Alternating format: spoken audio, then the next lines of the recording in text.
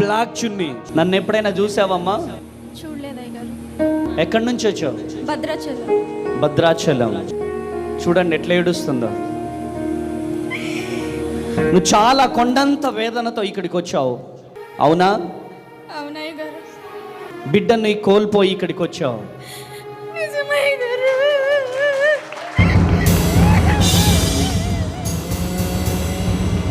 బిడ్డని కోల్పోయి వేదనతో ఒక సహోదరి రాబోతుంది.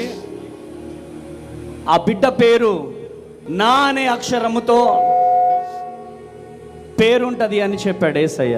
ఏం పేరు నీ పేరు? నాగలక్ష్మి. ఇంకొకటి కూడా ప్రభువు నాతో చెప్పాడు, నీ గర్భసంచి.